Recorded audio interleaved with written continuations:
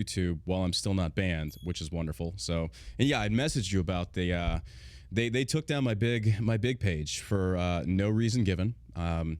They just deleted it out of nowhere, and that's where we stand. Luckily, I had the backup I created, I want to say a year or so ago, and then for just random I tried to get verified, and they gave it to me. And then come to find out, it's because the account had no strikes on it, and then my bigger one had something like 40 strikes against it. So there was never going to verify that account, which whatever. But yeah, no reason given, and yeah, it was kind of very disconcerting that they can just pull something like that. They literally create and fabricate their own reasons for blocking and banning somebody. So. But yeah. But anyway, we have Representative Crenshaw here on the show with us today. Representative, thank you for being here. I know you have a very busy schedule. Thank you for spending your time here with us. And before we get into it, just not between us, but first question is, how are you doing with what's going on in Afghanistan? You served in Afghanistan. I served in Afghanistan. I wasn't a Navy SEAL. I don't have a book. I don't have a shirt line. I don't have hair care products, which seems to be the Navy SEAL thing to do these days. But seriously, how are you doing with what's going on overseas? Because I know your heart, like many veterans over there, is, attached to this. Yeah. I mean, first of all, I would say, thanks for having me. First of all, I would say we don't need hair care products because our hair is so naturally perfect. So that's, there we go. That's the true SEAL answer. Yeah. I mean, I the same sentiment that pretty much all veterans do. This is a very poor ending to a difficult 20 years. And a lot of veterans ask, well, geez, what the hell, was my sacrifice worth it? Yeah. A lot of my friends didn't come home. Was their sacrifice worth it? The answer is yes, but that gets to a deeper conversation about why the hell we were there in the first place. Mm-hmm.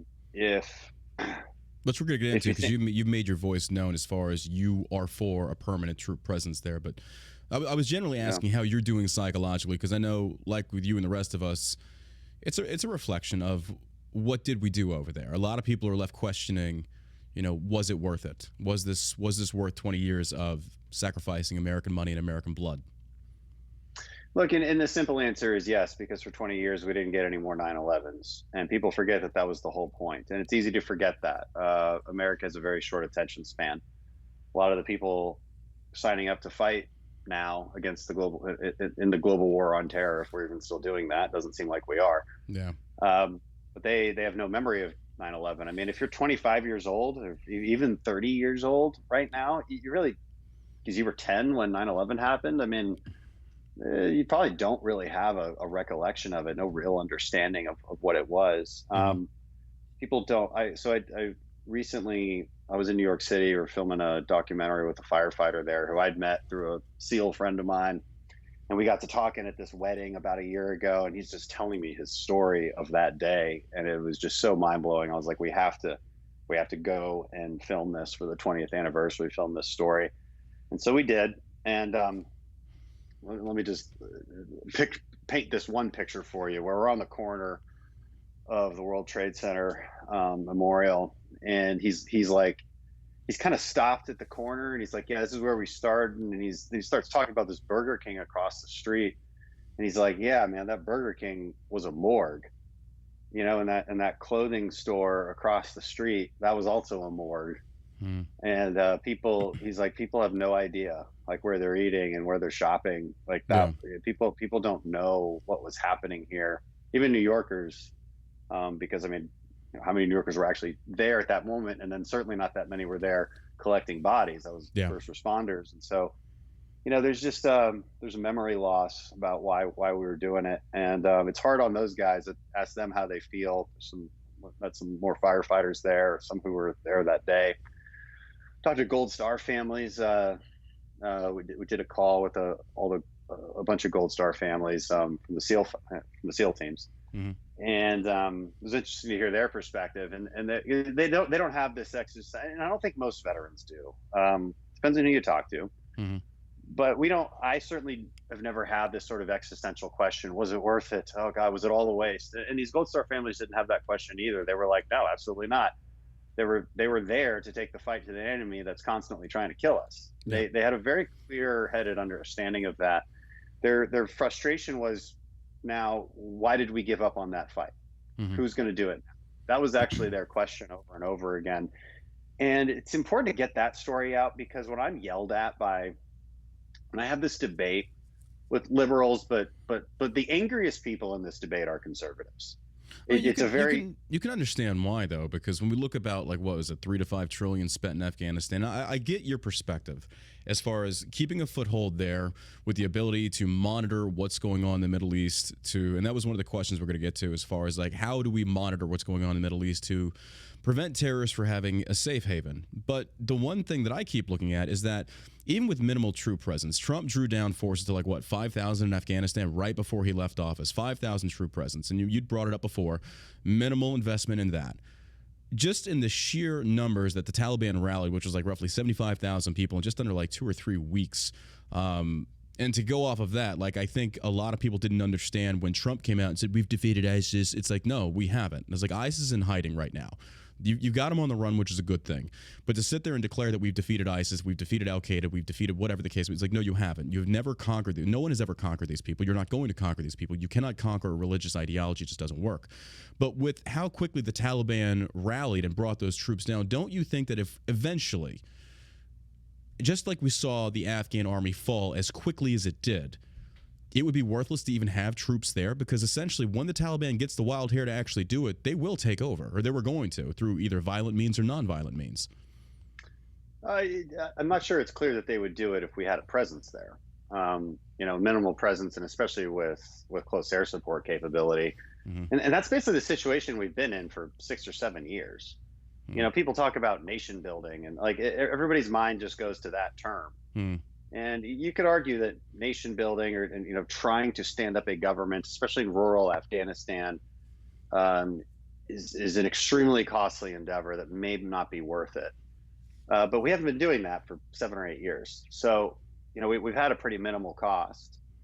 And people talk about the overall cost, $3.5 trillion, let's say. Well, that's a sunk cost fallacy. I mean, if you spend a lot of money screwing up your house, remodeling it, and you got like $1 million sunk in it at this point, but it only takes like $10,000 more to get it over the edge to where you kind of need it to be. Would you throw your hands up and say, well, I've already spent $1 million, I'm just not spending another dollar more, and then just have nothing? Of course you wouldn't. You would be like, fine, I'm going to spend that extra 10 grand. But you're looking at this with a hindsight 2020 vision, though, as far as like, okay, what if we just did a little bit more? But what are we seeing as a result? I mean, Dan, you were there as well as I did. You knew the Afghan army was worthless. We knew these leaders. It was like babysitting children. We trained I was there in 2010, and it was like dealing with petulant children. There was no, I mean, when I was there was no uniform code of military justice that kind of applied to the Afghan army. They could quit at any time, and then you're dealing with tribalism. You know this as well as I do. I just don't feel, with the intelligence gathering community that we had, with all the things that were entailed in this whole mission, that they were ever going to stand on their own. So then the question, I think, shifts to, at what cost are we going to remain a permanent presence there? Because now it just turns into, we talk about nation building, which I never really heard it referred to as that while I was there. Even I think that's like a buzzword people started using as of later. Maybe I just wasn't paying attention. But in a sense of like, it's like, how long are we willing to play babysitter for this country that legitimately has not been able to stand up for itself? And so I mean, that's why I have to disagree on that one. I can't. But I don't. Well, the answer is very simple. When the cost benefit ratio changes in our favor, that's when. So when the benefits of leaving are greater than the benefits of staying. I don't pretend that there's like a really great option here. I just acknowledge that there's two bad options and there's a lesser bad option, and that giving up on it results in the outcome that we have presently. And I think everybody would have a really hard time arguing that the present outcome is superior, because I agree with you that we knew that if we just pulled the rug out from under them, they would fail quite quickly. Everybody knew that. Not everybody. Apparently Biden didn't. Biden's the only one who didn't know that. His entire intelligence community would happen. Exactly. But then General Miley does his press interview, and then he blames the intelligence community. And there was a lot of bad blood. These military meme pages that are popping up on social media, I absolutely love these Instagram pages because they're going after toxic leadership. They're bringing to light many breakdowns in the military hierarchy as far as just misinformation being pushed out, bullying, support, just things. And, you know, troops are going to whine and complain. Privates do that. Everybody bitches. That's just how it goes in the military. But there's a lot of pages out there that are actually shedding light on a lot of these issues. And one of them, a friend of mine actually brought up the fact that the intelligence community is really upset with Miley basically going in there and just diming out the intelligence community by saying, no, we really did, or they got it wrong. It's like, no, we actually were briefing you that this is a legitimate thing. And that's why people have no faith right now. I haven't heard him say that. I don't know. But Biden has certainly said that. Like, oh, they didn't tell me. The military never told me we should keep a few thousand troops there. Yeah, they did. Military did tell you that. Milley did tell you that. And the intel community did tell you that it would fall to the Taliban. So I am not looking at this in hindsight 2020 because I've been very consistent for years. You know, agreeing with you, first of all, if you just pull the rug out from under them, really good chance that Taliban takes over rather quickly. And then you have a terrorist Disneyland, which is what you have now. Right. And so the question has always been not this sort of like huff and puff cry, like, they're worthless. Let's just cut our losses. Let's just get out of here. The question has always been, what outcome is better? Out of all of these bad outcomes, like which one is better? And the question, the second question has always been, what is the minimal cost that we can deny the type of terrorist safe haven that caused 9/11? What's the minimal cost? And for 20 years, we basically struggled with that question. Sometimes it seemed like we were investing too much. It's hard to say whether investing less would have been better, to be perfectly honest. Generally speaking, in a situation like this, based on our experience of the last 20 years, you need to come in pretty hard, make a strong initial investment, and then quickly, as responsibly as possible, draw it down to a more sustainable investment. But you don't pull the rug out from under them. We did it in 2011, and look what happened. We did it now, and look what happened. It's impossible to argue that this current situation is better than the situation we had just 6 months ago, with a very minimal force. We hadn't lost a soldier in 18 months.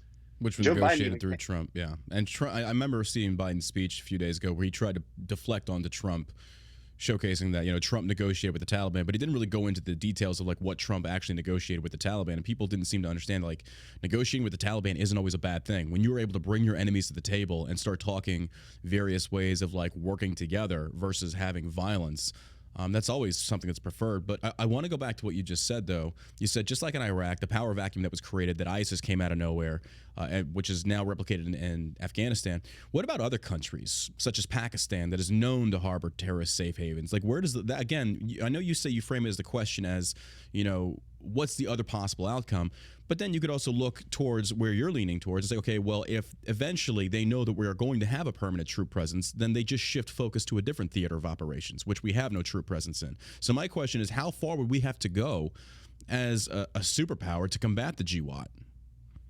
Well, not that far. I mean, Afghanistan happens to be a pretty strategic location because it's next to, as you point out, it's right next to Pakistan. So we have no more leverage over Pakistan the way we might have had before. We had a base, Bagram Air Force, one of the biggest airfields in the world. Greatest PX of all time. I only spent like a day there. I was always in Kandahar, but it was right next to China. It's right next to Russia. It's right next to Iran. Now we have none of this. We have no eyes and ears on whether it's the terrorist Disneyland in Afghanistan or our more strategic competition against Russia, China, and our other troublesome actors like Pakistan and Iran. So, I mean, frankly, I think that just bolsters your reasoning. I mean, because Pakistan is not a government that we're going to topple. They're a government we like work with. Yeah. I mean, we're sending millions in gender studies. Absolutely. So it's not like we can just force them to have a base of ours there, but it doesn't hurt that we have lots of bases right next to them. If they're harboring Osama bin Laden, we can just take some helicopters because we're forward staged already and go kill him. So that's exactly why you have to be forward staged. Again, it's not. People get frustrated by this because it's endless, apparently, and the answer is, yeah, it is. Get over it. It is. I mean, because they're endless, because their war against us is endless. We weren't at war on September 10th, 2001. Yeah. But they were. And we're not ending any wars now, even though we've sort of patted ourselves on the back and made ourselves feel good about it.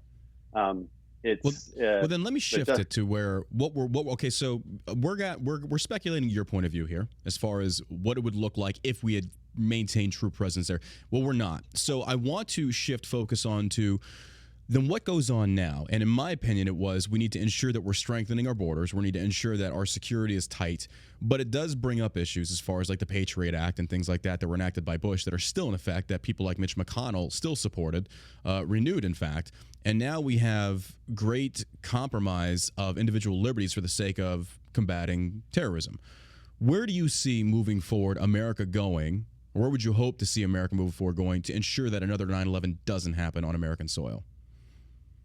Well, we're not going to reinvade these countries. Right. So you are going to see a much stronger capability set from groups like Al Qaeda and ISIS, because we've pretty much withdrawn from the global war on terror, seemingly completely. On the home front, we've increased capabilities. Our intelligence streams communicate with each other much better than they used to. There's a Department of Homeland Security, which keeps us safe by making sure that we don't travel with more than 3.5 ounces of liquid at any given time. So that I always feel pretty good about that. I mean, the likelihood of somebody hijacking a plane is pretty much zero, given the precautions that they take. But as you noted, there's plenty of other vulnerabilities, as there always will be in a free society. And the southern border being a pretty big one as far as getting bad actors into the country, and frankly supplies and weapons too. They can smuggle a bunch of drugs, they can smuggle a bunch of anything. So that's a huge problem. We're far less safe than we were 6 months ago. The intelligence community estimates that Al Qaeda will be able to externalize operations back to where they were after we've decimated them, but within about a year or two. That seems about right. So to repair the damage that has been done, in your opinion, in regards to us pulling out, then where would you like to see a Biden administration go in regards to ensuring that America is kept safer from existential threats from these terrorists overseas? And my mind automatically goes to the southern border. Well, that would be helpful. I mean, for all sorts of reasons. I mean, it's not just the terrorist threat. Of course, but yes. Kind of more of a national sovereignty thing is what I'm more concerned about there. But he's not willing. The question is, what is he willing? He's clearly not willing to secure the southern border. The Democrats have political reasoning that they don't really want to. They think it'll be good for elections. I think they're actually wrong on that. I mean, it's turning Texas more red, not more blue. So maybe in the long term, they think it'll be beneficial to them. I really don't know. I think they're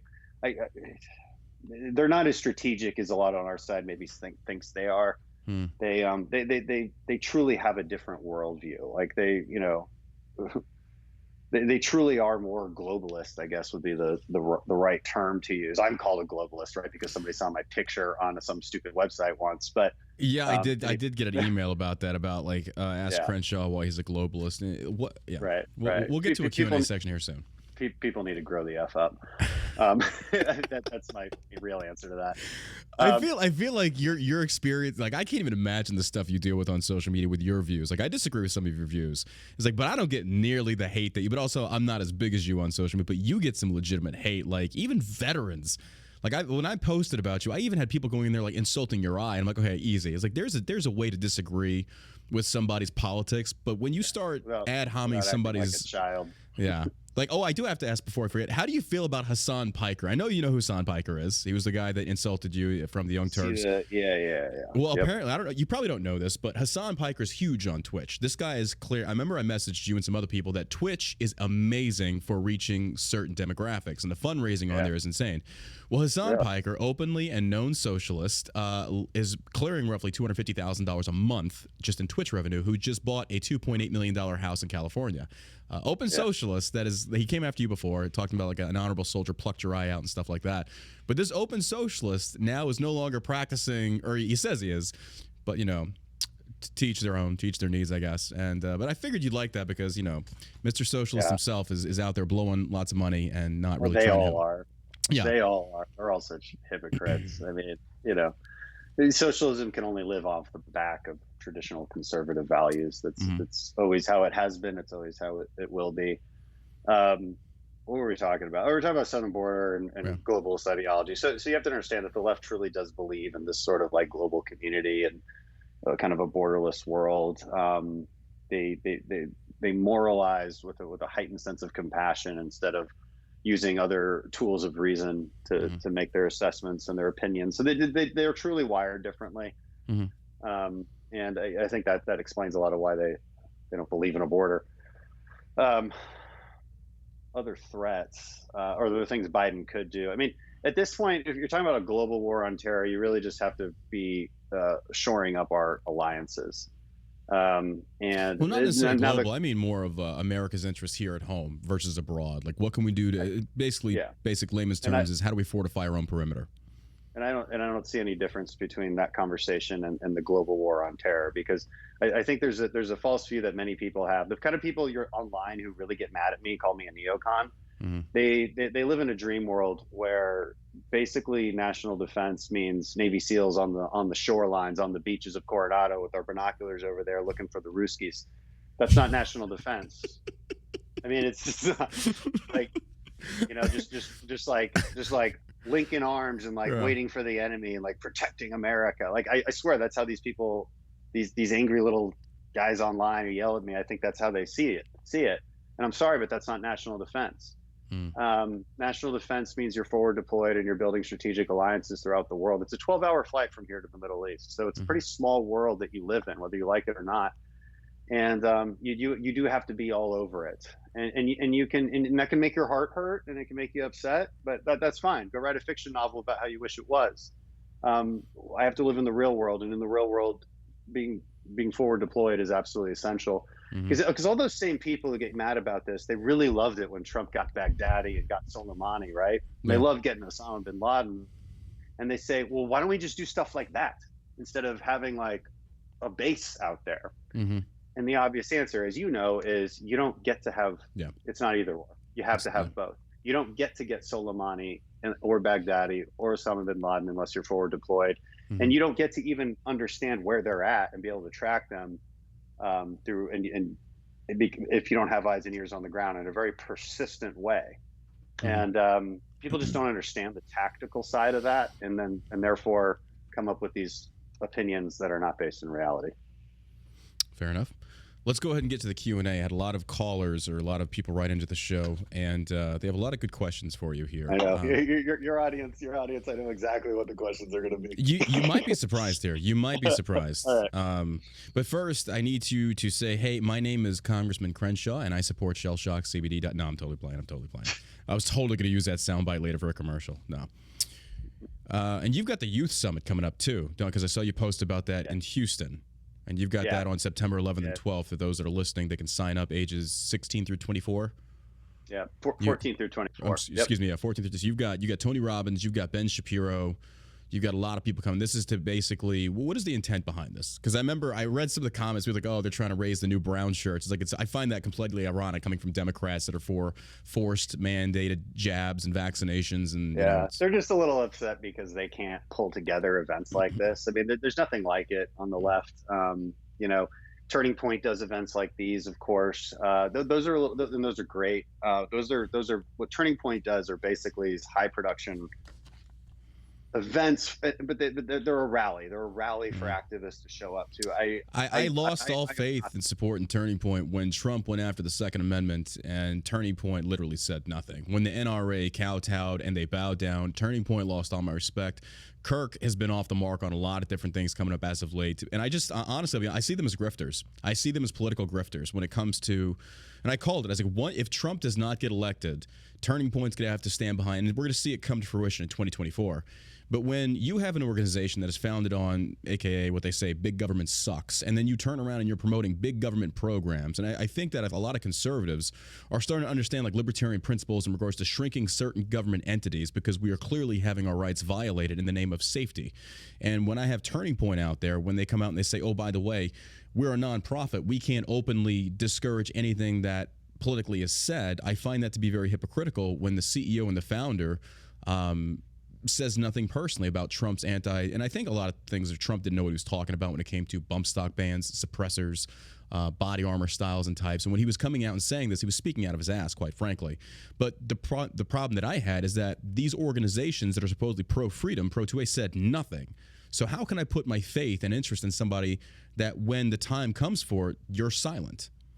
Yeah, well, they're a Trump loyalist organization. I won't take sides. You should have Charlie on your podcast and be a good conversation. Well, the first conversation I actually had with him, the first thing he asked me was, "How big is your following?" He's like, "Okay, say no more, fam. Okay, gotcha. No problem." Which I understand that, you know, to get into certain spotlights, you do have to be a certain somebody, and I understand that. But it's something that I never forgot, and I can't put faith and trust. It'd be like if you were my commander, and the guys on the ground are relying upon you to speak up for their benefit, their behalf, and then when the time comes, you say nothing. It's like I would never have faith in you again. And it's just, I'm not trying to put you in the middle of it. I'm just saying my own opinion is I just don't trust them. They are Trump loyalists, and I do have because I used to be a Trump loyalist, and then I woke up to the Lord and Savior. I've always been in the category of Trump is not the devil and he's not Jesus. Mm-hmm. And it's a very, very simple category. I think most people are in that one. I like his policies. I like his agenda. There's really not a lot. Do you think Trump would have handled the withdrawal differently if he was still in office? Or so this is another thing that I talked to my producer Josh about. Do you think Trump intentionally did not pull out and then left this to Biden, knowing full well what would actually happen? He just basically gave Biden the here you go. I think there's a chance of that. I think Trump did listen to people a little bit better than Biden did on this particular one. In the end, we're talking about a hypothetical, and it's hard to say how he would have done it. In the end, he didn't do it.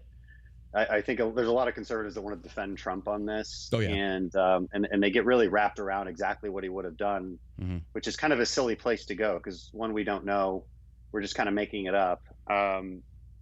The real argument, if you want to defend Trump, is he didn't do it. He just didn't do it. So I mean, it's a silly thing to blame.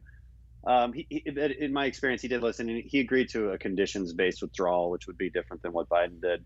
Let me finish my pitch on the youth summit real quick. Go ahead. It is less of a rally, even though it's fun and it's super entertaining, and it is like this concert-like event. About 2,000 kids will be there, but it's educational too. So you're learning things. My big goal in everything really is to give people the tools of conservatism.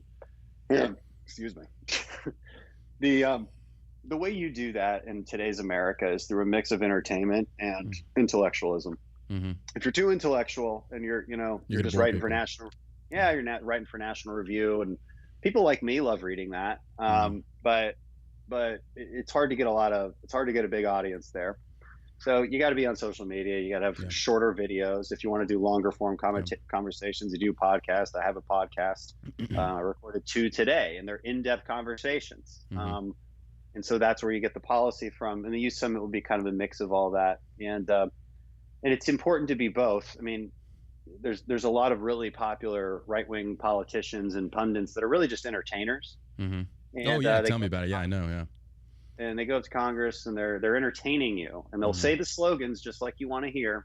These are real grifters. You want to talk grifters? Yeah, we do have a lot of grifters in our side, and the grifters who are raising money, who claim that they're fighting the establishment and fighting for you, they're the ones you need to watch out for. They're the ones who are probably full of crap.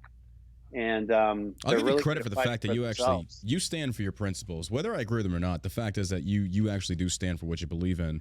Because I remember I watched some of your things when you came out and you talked about the withdrawal was a mistake, and I was like, oh boy, I was like, here we go. It's like, but you explained your stances, and I still don't agree with it. But again, to each their own. But I do respect the fact that you at least hold true to what you are, because there's a lot of people out there that I followed on social media, and I would never deny someone their right to change their mind when new facts and evidence are presented to say, hey, maybe we had it wrong. But there are some people that will literally just bend left or right whichever way the wind blows, and they see that Trump was a big ticket to get famous on, clout chasing, things such as that. And now you got a lot of people at you as well, coming after you, trying to ride your train, as far as they see you propelling upwards, and they're going to latch onto your train, do the same thing with you. Yeah, I don't know. It doesn't feel like that way. It might not feel. I see it already, man. You don't see it. I mean, from outside looking in.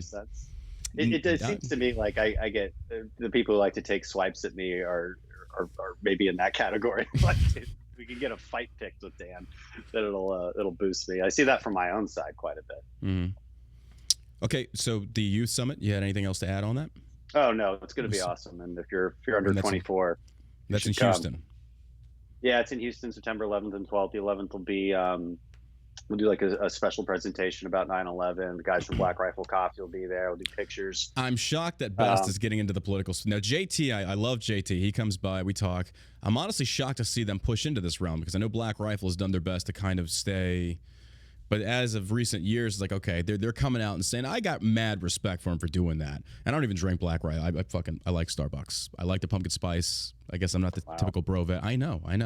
God forbid you support like how. Why don't you just join Antifa while you're at it? I mean, God.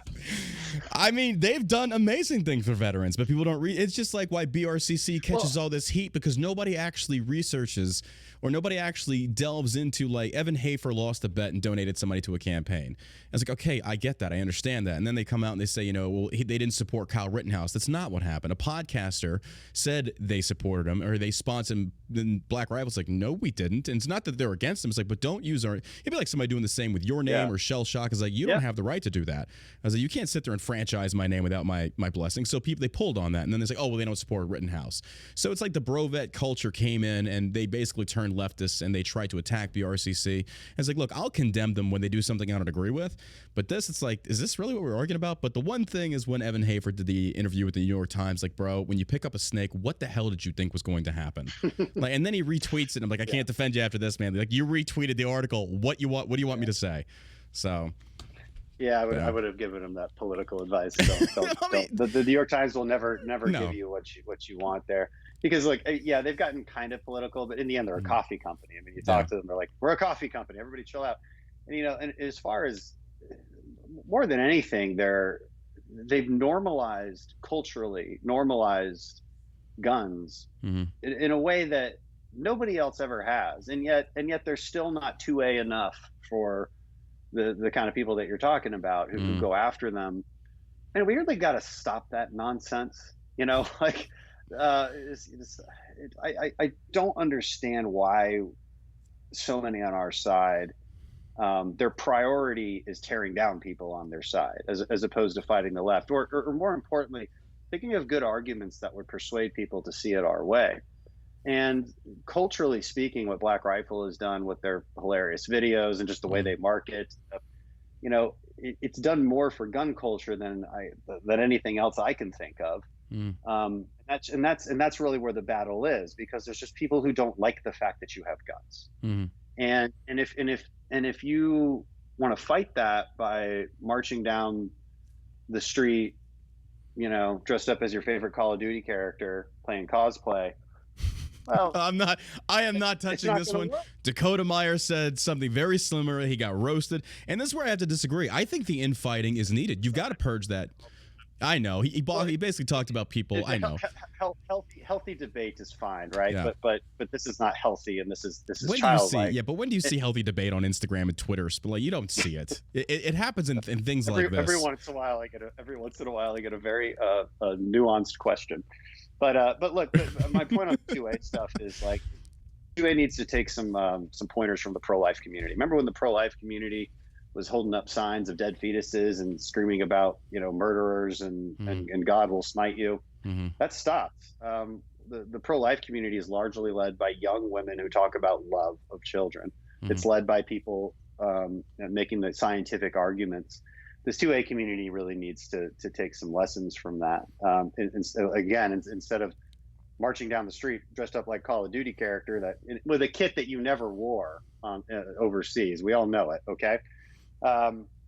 Instead of doing that, make arguments that make sense to the suburban mom and dads that you're trying to persuade. In politics, winning is persuading. It's not yelling the loudest. Yelling the loudest makes our base feel good. And it's what you want to see from the performers that I was talking about in Congress, and they're happy to abide by that. They're happy to do that for you and make you think they're fighting for you. But the real fighters are the ones who actually try to persuade people about why. I can definitely agree with that. Why an AR-15 is a better self-defense weapon than a pistol, especially if you're a woman. Like, there's ways to persuade people of that. As far as the kits and what Dakota Meyer and them said, like I saw that and I was just like, oh Jesus Christ! I was like, I'm not going anywhere because people DM me about that because they know I'm a very opinionated asshole, and they ask me like, what are your thoughts on this? It's like I think if you're out there at the range, you train how you fight, and I'm not a huge range dude anymore. I go every so often to get my trigger time in, and God forbid the price of ammo being what it was. I mean, when was the last time you went to the range? A couple weeks ago. Well, I'll just shut the hell up then. So it made me feel, well, you're a Navy SEAL, so whatever. No, but it's just, I saw those comments being made. I got a brand to upkeep, okay? I'm not going to let my skills deteriorate. Next time, bring badly. yourself a little swimming pool to the actual range itself, and then you can like do the rise out of the water and then like pew pew and then go back into it. That'd be pretty cool. Yeah. But as far as like people and their kids, it definitely, I'll just go ahead and segue into the one question I got about you and Ian Smith Fitness. For those that don't know, Ian Smith Fitness, and I'm being neutral on this one. Ian Smith Fitness threw the first punch. He tweeted out basically calling you a rhino, and then you responded. And people were just kind of like, you know, you basically call him like a fake patriot LARP or whatever. And I read that and I was like, Dan's pissed. Like, he's pissed. I know he doesn't mean that. But Ian Smith has actually led the charge in New York as far as fighting back against the local government that he's not closing his gym. This guy has encouraged so many different fines. Now they're subpoenaing his bank accounts and they're draining him. Like, he's leading the charge. So I read that comment and I was like, people are so angry right now that this is the example of this is the infighting that we don't need. But like, he's partially to blame on this. Like, he followed me, I followed him back. I haven't spoken. I'd love to have him on the show. But it's one of those things that when you tweet out somebody and say, hey, you're a LARPer, it's like, well, what did you, or when you tweet him out and say you're a rhino and you're insulting, it's like, what did you expect him to come back with? It's kind of like you threw the first punch and he comes back and punches back. You can't play victim on this. Yeah, that's actually how you and I met. That's actually how you, because I threw the first punch and you came back and made me look stupid. I was like, oh, God damn it, he's right. Okay, all right, well, fair enough. Yeah. But what do you think that's going to happen with Ian? No, I think it will. I think if you two actually sat down and had a conversation, if y'all had the time, I think you would understand. Just like many conservatives, you're actually on the same side. You just see things slightly different. But there was no call for what he did, and then when you came back with that, I was like, oh boy, here we go. And that was one of the biggest questions. So if you could sit down and talk to him, I met him where he's at. You know, if he wants to be ridiculous like that, then I'll just hit him back. And I didn't even post about it. I just put a comment.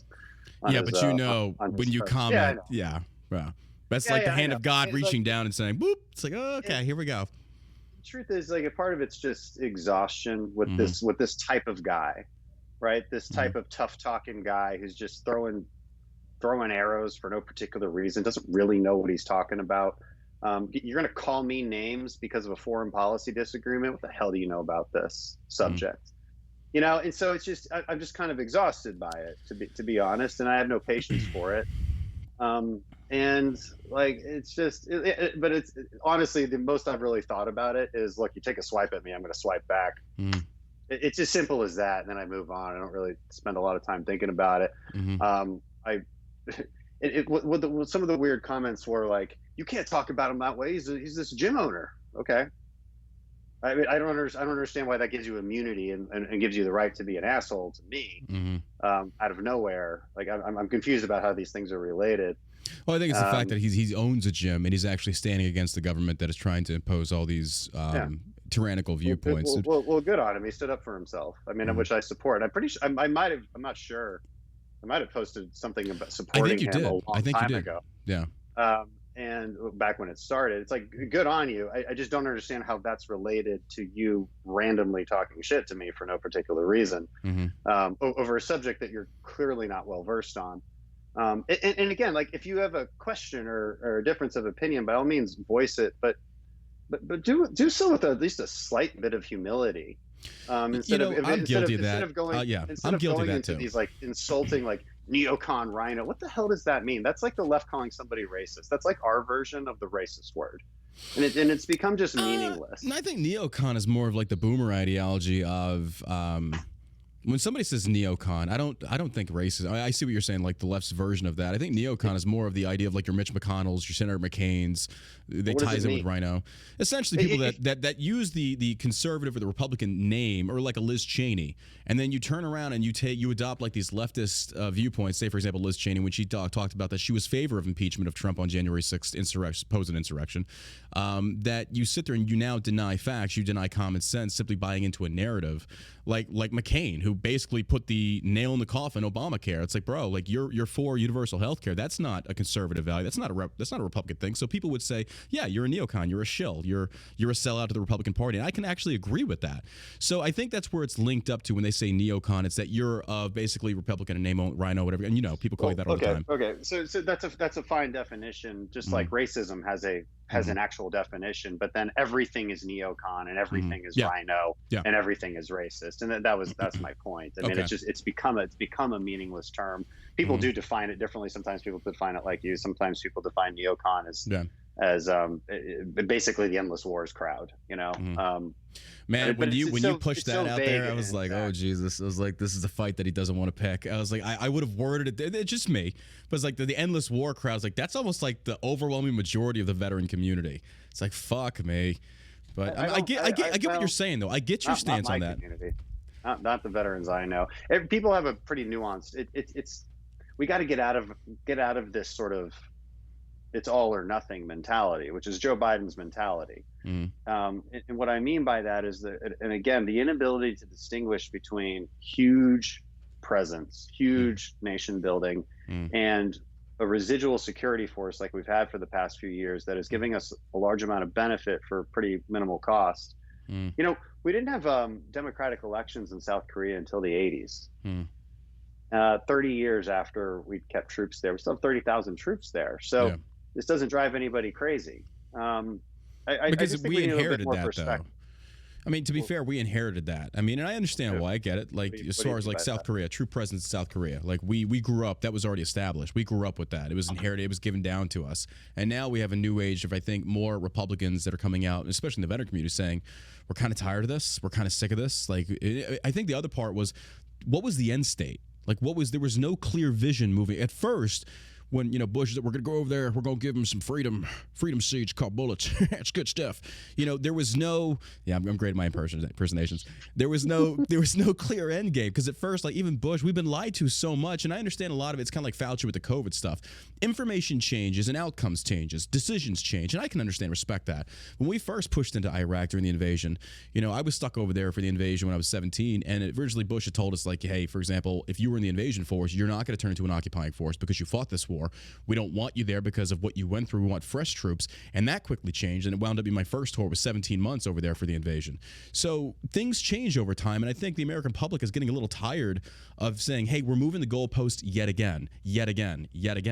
And and then things shifted, because before, Iraq was the mainstream thing. Afghanistan was unheard of.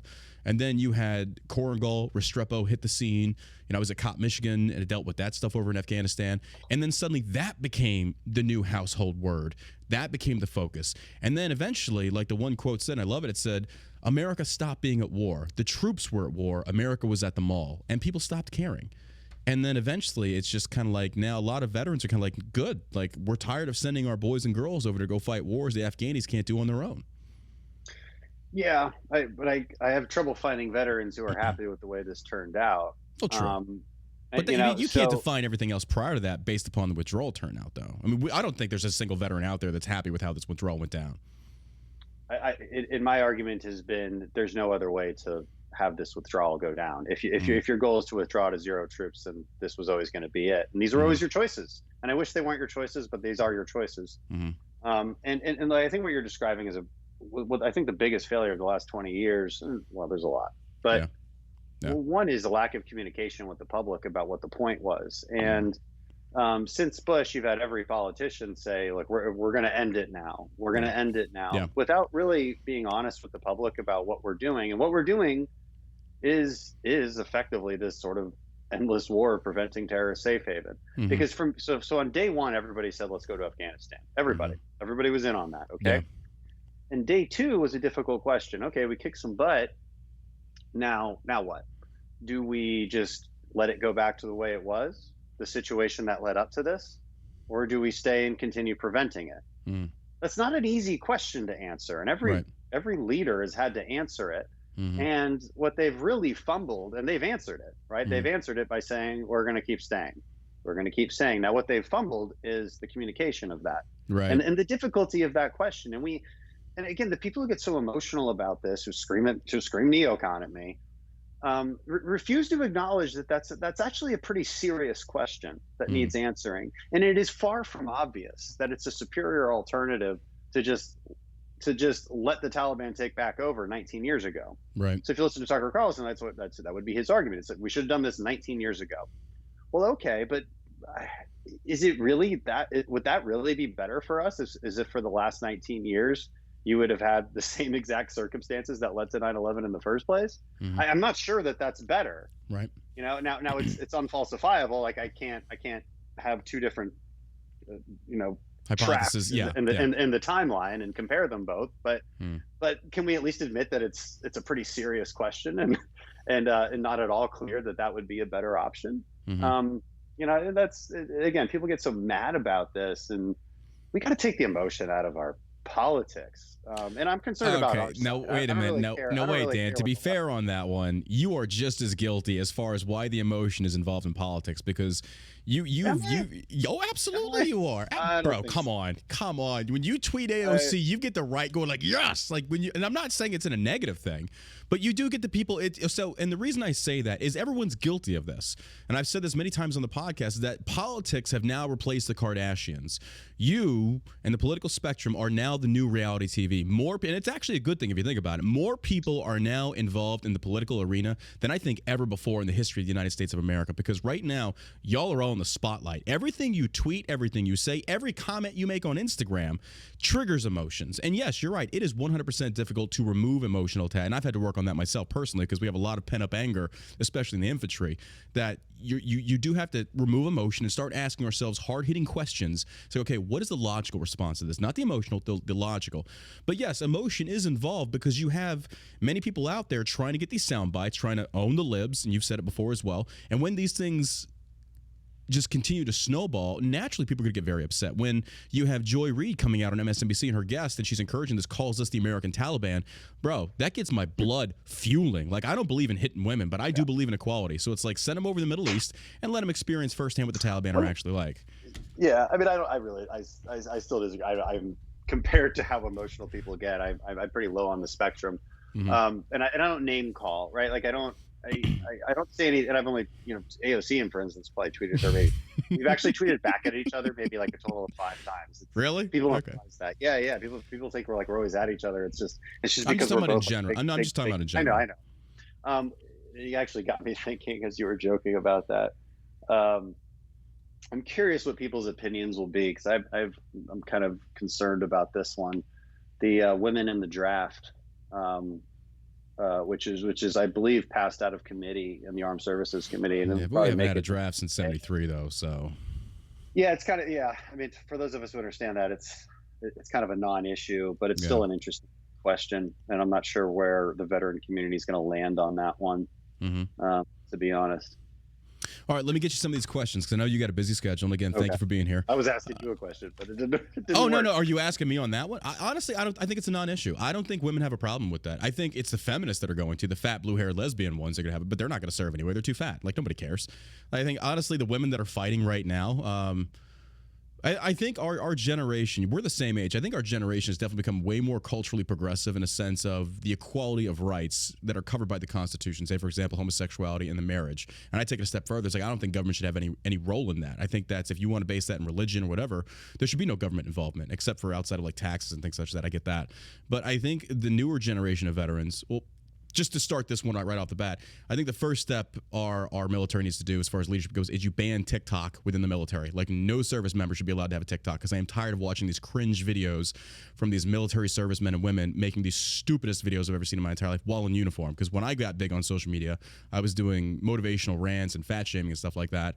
And the only thing that saved my ass from not getting crucified by my chain of command is I was not in uniform. Now they're doing it in uniform, and it's insanely unprofessional. Like, the military has lost so much professionalism to the point where, our troops are looked at as being cutting edge, best America has to offer. Now it's like, what the hell are we recruiting? Like, what the hell's going on here? Yeah. And to my answer to that, it's like, I don't think that's going to really be an issue as far as the draft is concerned, because again, we haven't had it since '73, and we have a lot of women serving now, even in combat positions now, because I think they open up the infantry to women serving and stuff like that. But I don't think it's going to be an issue. All right, I have a question for Crenshaw, and I know you get this one a lot, and I've answered it personally, but I don't think people understand what it is that you have the power to do. I have a question for Crenshaw. What action is he personally going to take in fighting back against this administration? How can we, the citizens, also fight back? Yeah, and sometimes that's an honest question. Sometimes it's, people are just yelling. They're like mad, like, stop talking and do something. Well, I mean, the way he phrased it, it was a genuine question. Yeah, I think that one is. What I'm saying is that it's a mix of both, and so I never know how to answer it as a result, because I can't tell if somebody's just sort of popping off or if they're like legitimately curious. Well, I think I got that question a lot. Is like, what can the GOP, what can we do to fight back against? And again, I had Catalina Lauf on yesterday, and she basically said the same thing. Elections have consequences. And that, unfortunately, is the truth. I mean, we don't teach a lot of civics anymore, so people are kind of unaware of what we can do. And the answer is nothing. In the House, it's definitely nothing, because the minority party in the House has zero power. And fundamentally, a congressman's job is to vote for legislation based on the interests of their district. That's the job. In addition to that, we're also kind of a customer service agent for your dealings with the federal government. So if you have problems with your VA benefits or Social Security, but as far as you really want to open up the backside, that can of worms, bro. You can write Congressman Crenshaw right here if you have VA. No, I'm playing. 100%. That's what we do. That's what we do for our constituents. Okay, not everybody. I went to Cruz because there was a VA close to him and approached him, not in a disrespectful manner. Nothing got done. It was and that's the point where it's like I've kind of washed my hands of things, because there was dude. This. You deal with the VA. There were so many horrific stories coming up. Anyway, let's go back to you. What can they do? So I mean, what can we do? I mean, it's public. The reason I post about all this stuff, and I know it makes you mad that I'm posting about it, not you, but it's a lot of people commenting angrily. Well, do something. Well, like what? Like run for Congress and build a massive platform so that I can have like influence and like. I didn't want to say it, but that's legit. Yeah, that's all you can do. Like do what? Like run for office? I mean, it's just like, come on, man. Well, I think they want you to grab a rifle and go do something, honestly. I think it basically, do you want Crenshaw to stage a coup? Like, what do you want to hear?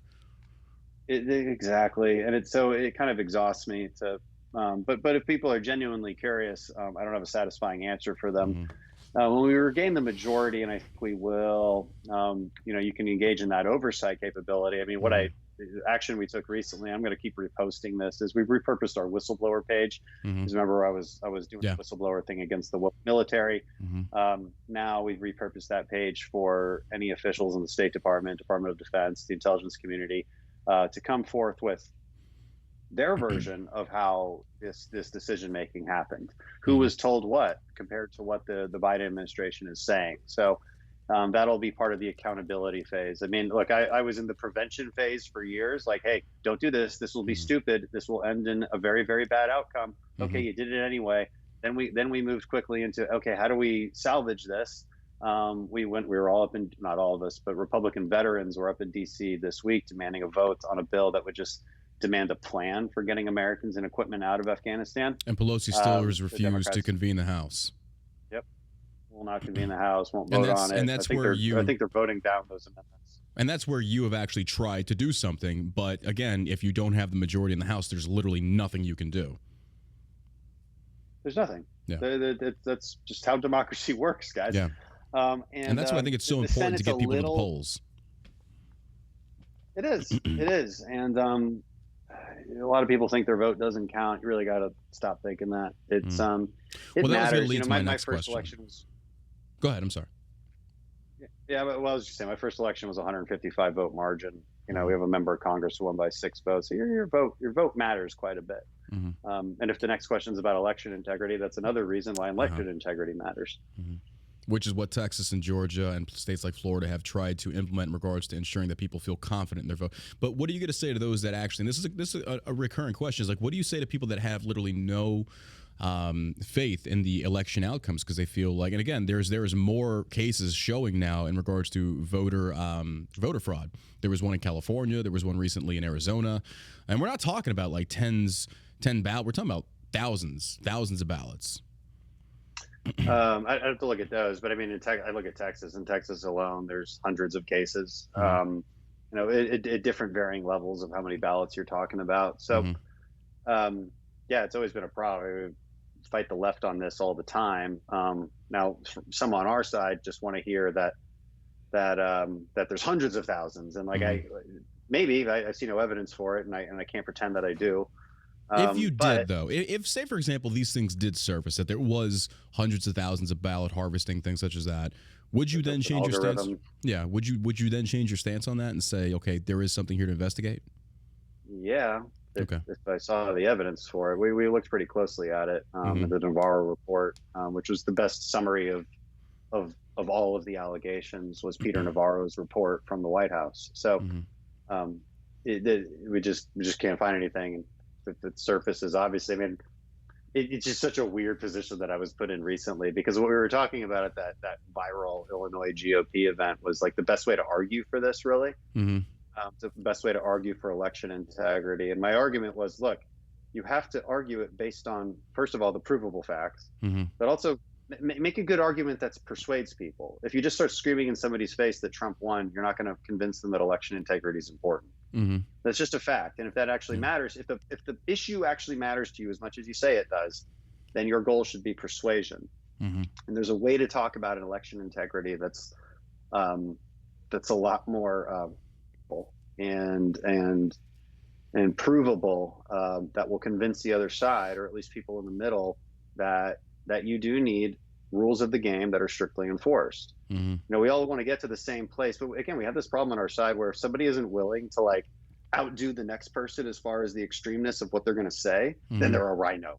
And it's like, grow up, people, man. That's not helpful. We're trying to get to the same place. I think a lot of people are starting to see how the meat is made, though, as far as Congress goes. They're starting to see the positions that you're put into, what you can and can't do, what your hands are free, weapons free on, and then you're handcuffed to. Yeah, I don't know. I don't know if that's. I don't know. It doesn't feel that way, but No, it does. I mean, right. honestly, no, because when you first got elected, you were doing a lot of live feeds when you were walking down the streets of D.C. You were talking about this is what we did today, and it was very interesting to have that kind of insight because it was very educational. There's many things that I picked up on that I was like, okay, I never knew about that. And I think there's a lot of basic details as far as how Congress works that a lot of Americans don't understand or realize when it comes to how your job is done on a daily basis. And I think the more that is described, the more that it's gone into detail on, the more people are actually saying, oh, okay, so that's how it works. Versus like, okay, why don't you just do something, Dan? It's like, it doesn't, even I'm like, bro, what do you want him to do? You like want him to storm the beaches of Norway? Like, what's he supposed to do? And that's where I think there's a lot of breakdown of communication. And even on the election integrity thing, if I could just finish some thoughts on that, I mean, the places to fight those battles are smart court cases, first of all, and then smart legislation at the state level. And when you don't have Republican legislatures, then you had to go smart. You got to do some smart legal work. But also, again, culturally make better arguments. And for instance, Democrats say, well, why don't you want it to be easier to vote? Well, a good response to that is, well, I want it to be easier to score touchdowns too. I can't just make the end zone bigger. Right. Because voting is primarily a competition. It's not primarily, it is. It is fundamentally a competition. It's a game that two people play against each other. It's a popularity contest. And well, but what I mean is, like any game, like any competition, you have to have very strict and enforceable rules surrounding that game. If you don't, then you really don't have a good idea of who won it. That's the kind of argumentation we need to get election integrity, because there are problems. And just because I'm like, well, I don't quite see the evidence for hundreds of thousands of votes here, people interpret that as, you don't think there's any voter fraud? And I'm like, that's not what I said at all. Right. but there we go. Okay, so the next question is, what are your thoughts on service members who do not want to get the COVID vaccine being threatened with dishonorable discharges and punishments of their choice? And that leads me to the HR bill that you're wanting to push, that you signed off on, that essentially says that chains of command cannot utilize UCMJ on their service members to for those that refuse the COVID vaccine. Or do I have that? Do I have my wires crossed on that one? I have to check which bill that is, if we signed on or not. But I mean, let's talk in general about it. It was HRES 587. I know numbers mean nothing to me. You get a lot of them going through. Okay. Yeah. We were co-sponsor so many different bills, but And that was especially true when it wasn't FDA approved. Look, I just think as a general, in general, I don't like any vaccine mandates. Hmm. So that's my position. Um, Generally, always will be. Now, the military is a little bit more difficult because, as you know, you and I have been taking vaccines forcibly. Forever. We don't get to deploy if we don't have our vaccines set up. So That no, wait, hold on. That we forcibly no, because when we go in there, we know what we we're can. doing. Do what? Well, yeah. Okay, so Well, I mean, yeah, if so we say signed like that you and couple I say like you and I were still serving, they said, "Hey, we have this experimental vaccine that has undergone literally no long-term clinical trials, even though it's been FDA somewhat approved." It's like, and you're going to have to get this. It's like, absolutely not. I think this is also jeopardizes the national security, because what if this thing did go wrong? What if this, and it's still a possibility, what if this thing really turns south and, now Fauci's saying that we have to do 3 shots to get full protection?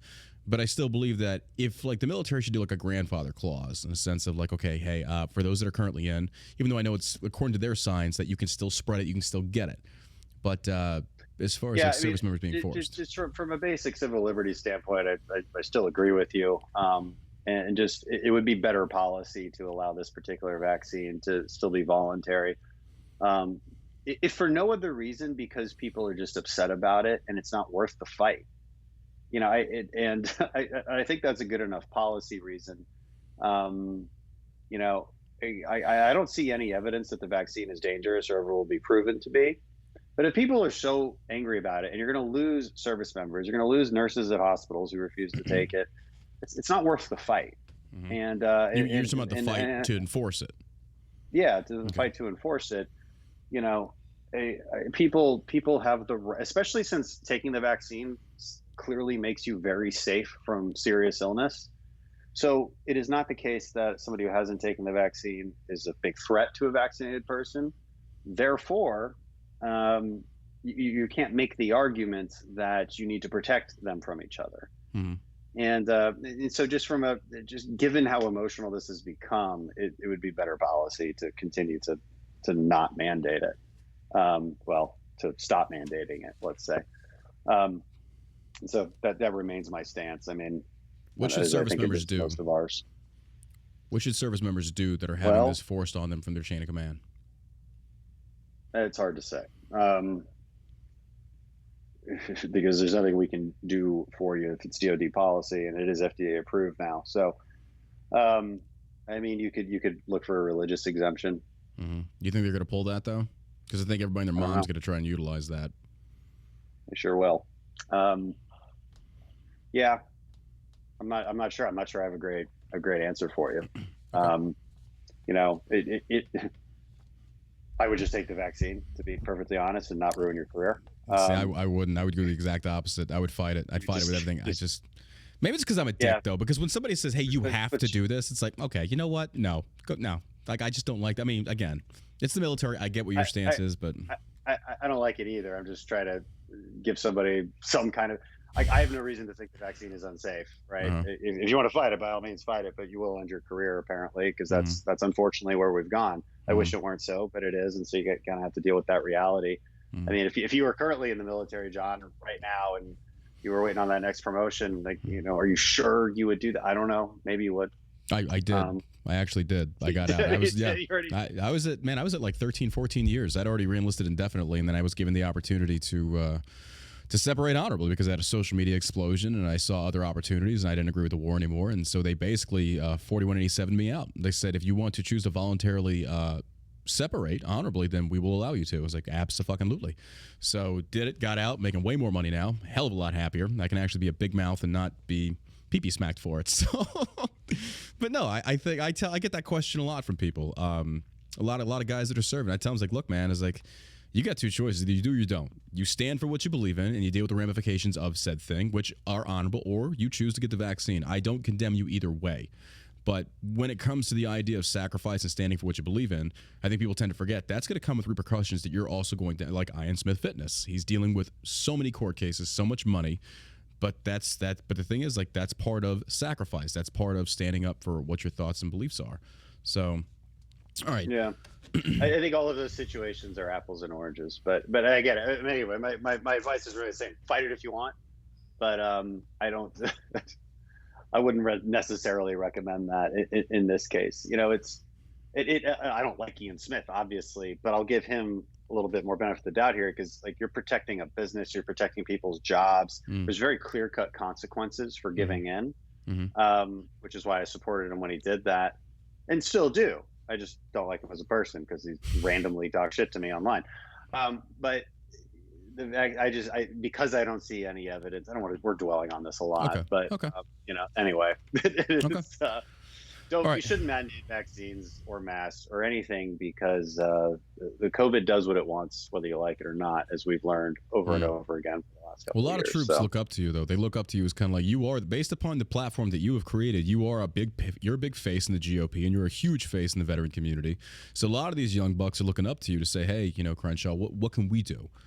Look, And, I have looked into this. So mm, this is what I maybe would say to you guys. If it's for the people who are like really unsure, like they're genuinely unsure if the vaccine is safe. mm, I talk to expert scientists and doctors who are conservative minded people, mm, and I see zero evidence so far. I see mm, zero evidence that is compelling in any way. I mean, mm, just like any vaccine, there are cases, very very few cases where there's some adverse effect that can actually be connected to the vaccine. mm, So far, we have not seen that. mm, So that take that for what it's worth. If you still mm, don't like it, you don't like it. I still agree with you. The military shouldn't mandate it, especially for people with previous immunity, which is mm, proving in studies to have just as much effect, or if not better, than the mm. vaccine itself. And I think it's very frustrating. Well, that's where people get the lines crossed, though, because they say for people like me, it's like, you know what?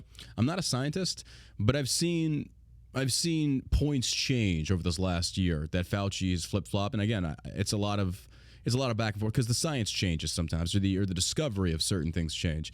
But for me, it's the premise of liberty. You should have the right to never have the government force. I mean, look at what's going on in Australia right now, which is insanity to me. Like, you should always have the freedom to choose. When I'm not anti-vax, like I'm actually saying, like, if this thing comes out and it's perfectly fine, I hope that happens. Like I sincerely hope this is a wonderful vaccine that helps.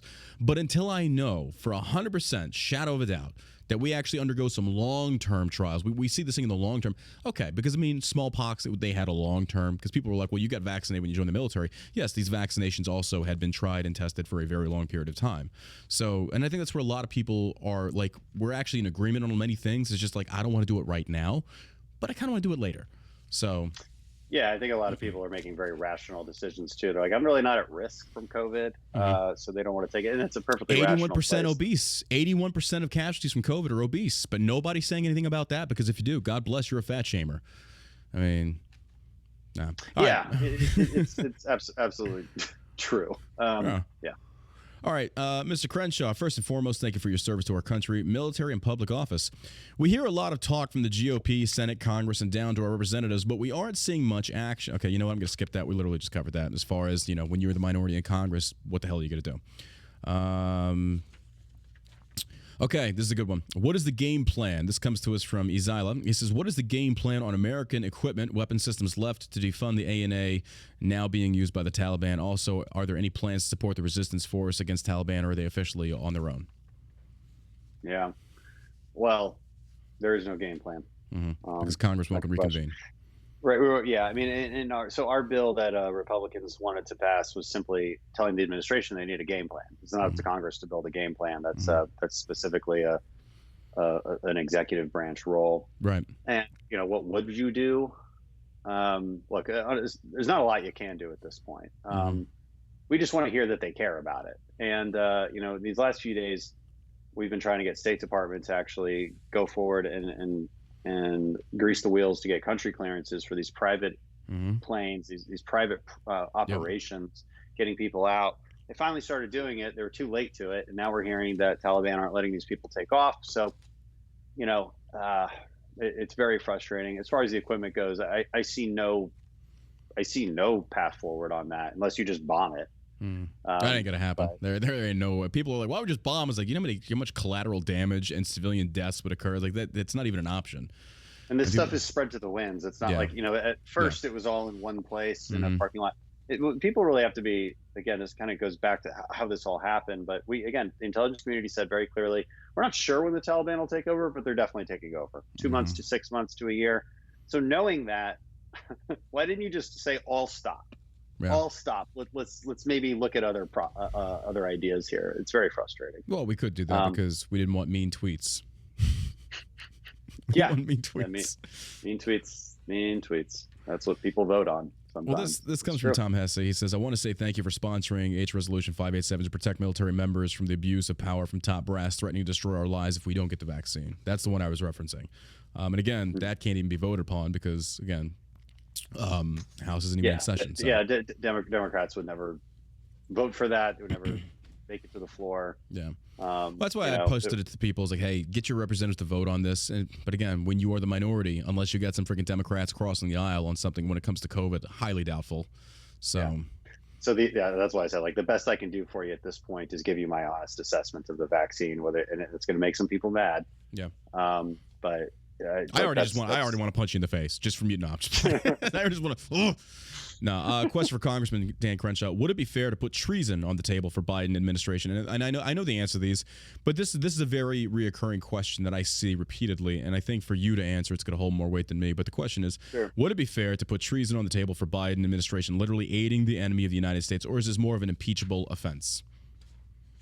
Well, both are difficult because I think with both from a legal perspective, and this is gonna makes people mad because just do it. No, yeah. But you do have to actually take a step back and think about the legal reasoning here. You have to prove intent. Exactly. But the reason you can't blame Trump for January 6th directly, as far as inciting violence, is because it was very obvious whether his actions screwed this up or not, or one question. But he never intended for it to happen. He did not intend for people, and so that's a very specific question. And if we can't prove that, then you don't really have a great case, legally speaking. Then from a practical political perspective, then you got to wonder: do we want Kamala Harris to be in charge? No, impeach her too. Well, so here, honestly, I think Pelosi. She would. Oh my God! Well, I mean, if we're talking, you're just not left with good options. Who do you think is pulling the strings here? Because when you have the president coming out and saying, "I was told not to take any questions," like who was he told by? Like Sackler, who was saying, like, Mr. President, stop answering questions? Who's control? Biden's not making. It feels to me like Biden is definitely on. I mean, okay, so let me skip it. Do you think referencing the 25th Amendment holds any validity at this point? Because he clearly is showing signs of his age. That probably has more validity. Congress has zero role in that either. So we can't write letters about it. We're completely uninvolved in that process. That goes to who? Kamala? That's why I've called on Biden to resign. I think the public pressure to resign is about our best weapon at this point. Because even if we were completely united in impeachment, it would be a failed attempt. You're still not going to get votes. Even if we had majorities in the Senate and the House, it would still be a failed attempt because you need 60 votes in the Senate. So I just think people should sort of erase it from their minds at this point, because what's the point? It's not going to happen. So it's not going to happen. And also, we don't have a great legal case for it. Yeah. But I think he should resign. I think he's let me say this last thing. I think you might have a better impeachment legal case for the border because you have intent. You have deliberate intent not to enforce the nation's laws, which is constitutionally a directive to the executive branch. So if you're going to go down this route, I think the border, and as far as things that affect Texas and the country, the border is a massive one. It continues to be our number one priority. It feels like the border issues have gone silent in the wake of what's happened in Afghanistan. Yeah, well, everything has. Everything's gone a little silent, but they'll be back. I mean, it's a problem, and they're related. I mean, you get 5,000 prisoners released in Afghanistan. You have an open border. You have now a terrorist Disneyland. Exactly. It's a bad combination. Do you have time to take a couple more questions? I know you're really busy. Yeah. Okay. Yeah, we're fine. Your hair still looks fabulous. You don't have to go redo that. Like, you're good. Yeah. I know. Okay. Fuck you. You beautiful sons of bitches, you. Why were you, Crenshaw, supporting John Cornyn in a fundraising email? Cornyn can't be trusted, and it concerns me when you're lending your credibility to a candidate who would never have your back if the roles were reversed. Senator Cornyn? Yeah. That one? Yeah. I don't know. That one? Yeah, I don't know. I guess I would ask that person what don't you like about him? What don't you like about Senator Cornyn? I guess he feels like that individual feels like he would stab you in the back. He wouldn't have your back. Oh, I don't know. I don't know if that's true or not. Okay. Okay, no, just fair enough. Fair I enough. don't I'm know. just asking. I'm asking some of these questions that I don't understand the intent behind them, but I did promise my audience I would ask their questions. So, why were there pallets of cash left for the taking? Whose money was it, and why would any American be okay with this? Help me understand, please. Well, just like the weapons, and so if we're just being honest, the Trump withdrawal plan also would have left cash and weapons and all of this equipment. That was always the plan. Why was the cash there, though? Because I was one of the coin NCOs that I had to sign for millions of dollars of Afghan dinar to invest in the local economy, but that was under lock and key.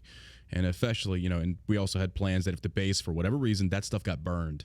So this is like a logistical question. Me too. I mean, because I guess funding for the Afghan, I don't know exactly, but my educated guess is that the same kind of reasons you had cash and the reasons I was handling cash in Afghanistan is because it's a cash economy. Yeah. There's not like a debit card swipers everywhere. Yeah. So if you're leaving, right, you want to maintain the Afghan government, you leave them weapons and you leave them money. And as much as we'd like to leave them digital bank accounts, that just ain't what they use. They use cash, and so it's not like we forgot it. Which I think a lot of people maybe just don't know. Like it's not as if I think a lot of them don't. You're right. Yeah. It wasn't like it was military incompetency. Like we just were struggling to leave and we couldn't. Oh God, we just have more space. Let's just leave 1,000 Humvees here. That's not what happened. It was deliberate. I'm glad you said that because I feel like this is a two-part thing that a lot of Americans are not understanding, which I took some heat for it. I said, I don't think that the Taliban takeover is Biden's fault. I don't. Anybody with boots on the ground knew that was coming. The withdrawal that was botched is Biden's fault. It's like, but as far as the equipment that we said that many Americans saying that we just handed over to the Taliban, that was the Afghan armies.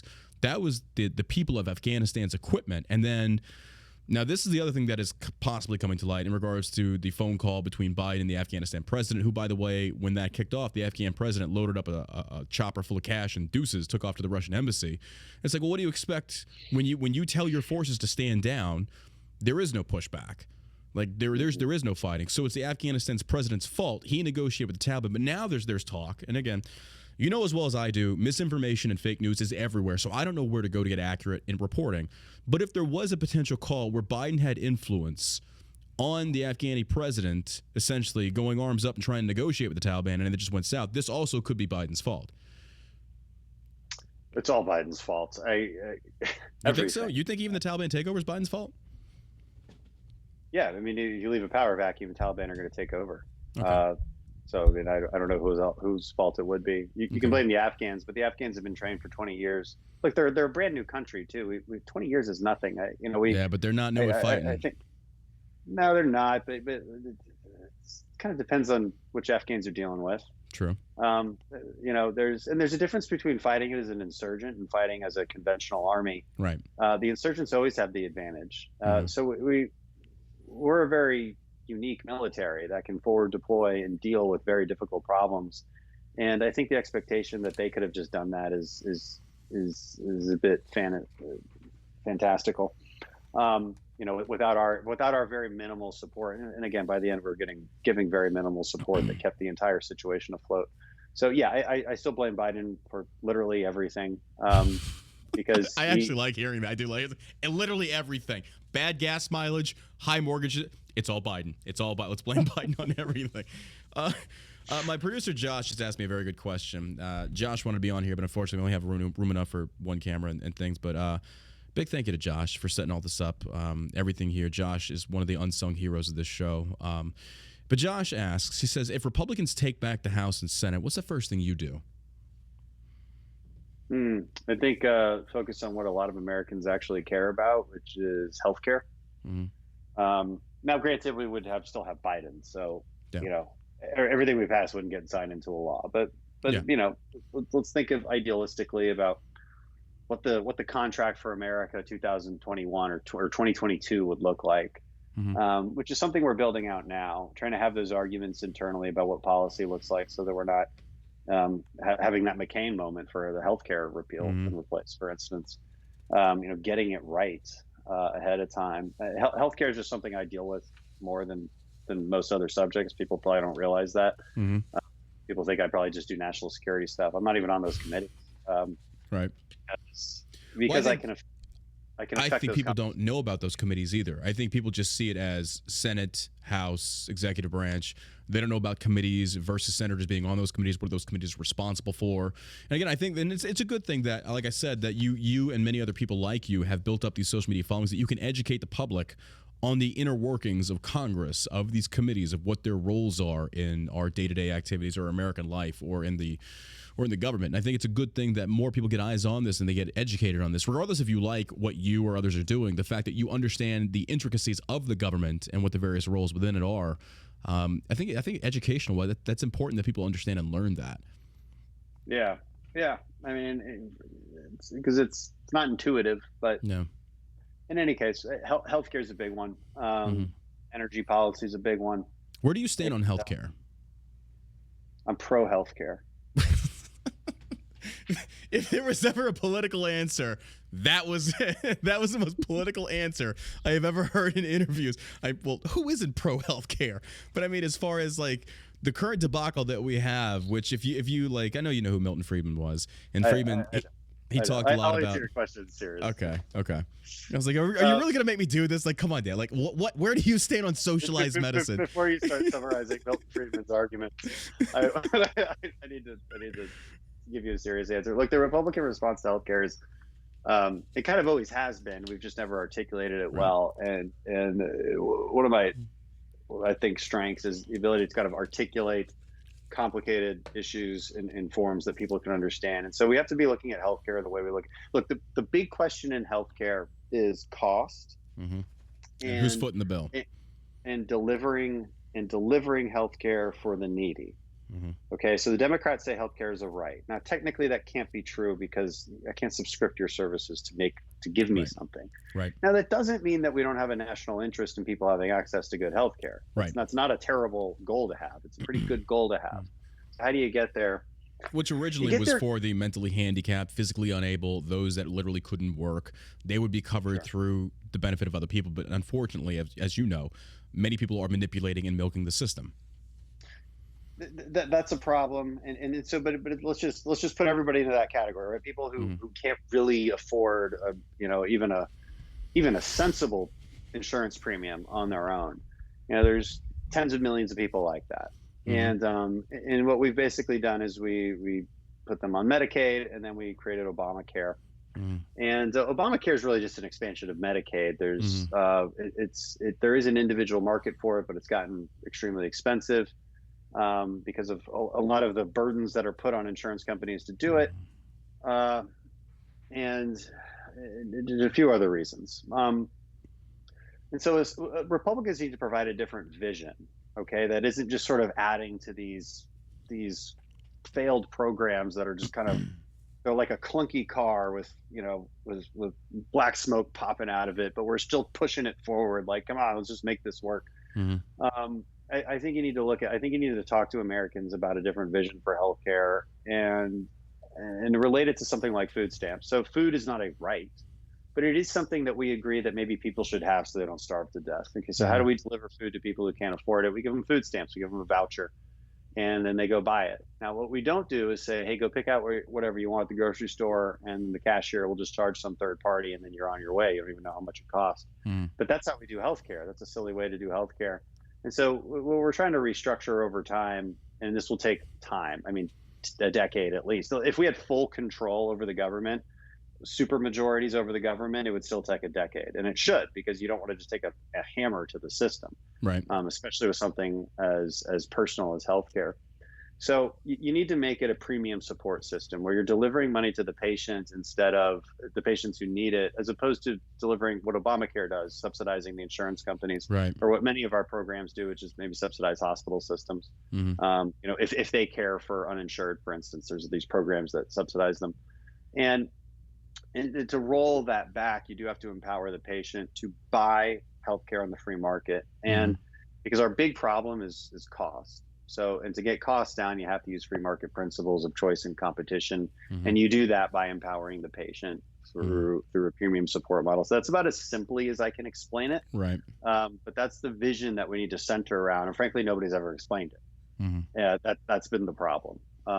So it's sometimes you got to look at what Democrats want and say, look, I want the same thing, but I just want to get there differently. Right. And healthcare is one of those things. Now, on other things, they just want a totally different thing. Like they want an open border, and I don't want an open border. So there's no compromising there. With healthcare, I want to create a plan and a proposal that if Democrats are being honest about their intentions, and it's not just a power hungry attempt to socialize healthcare, and they're truly just intending to get people access to good healthcare, then there's no reason why they wouldn't want to fall into this kind of vision and plan. But it's partisan, so we'll see.